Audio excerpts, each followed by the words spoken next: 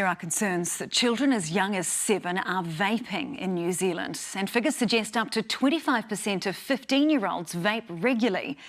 The government's revealed it's planning a health campaign targeting young people later in the year, and many hope it'll take a tough stance like Australia. Here's our health correspondent Lucy Warhurst. Do you know that you're on the same nicotine as a pack and a half of cigarettes a day? Students at St Catherine's College in Wellington are learning about the dangers of vaping through theatre. Erin Beamish says there's a lot of pressure to vape. As seen as, oh, if I don't vape, I'm not cool. You know, it's been kind of a trendy thing to do. This one comes in salted caramel popcorn.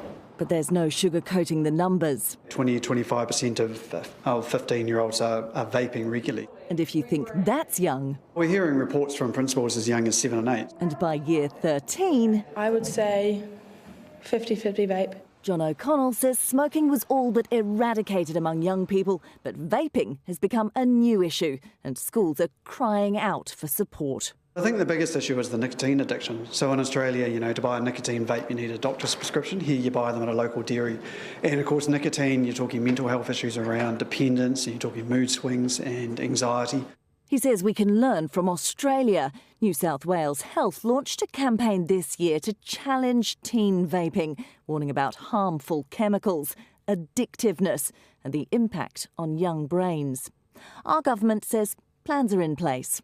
We will be launching a health campaign later in the year to make sure young people are aware of the harms of vaping.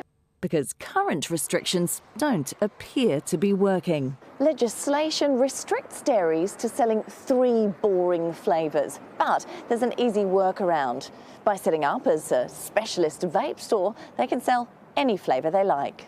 There are now 661 specialist vape stores in the country. That's double the number of McDonald's and KFCs combined. Schools want tighter restrictions and better awareness to stop teens vaping now. It requires a huge body of evidence before any legislation is put in place to make a change. We're afraid that by the time that huge body of evidence is collected, it'll be too late. Too late because teens are already addicted. Lucy Warhurst, News Hub.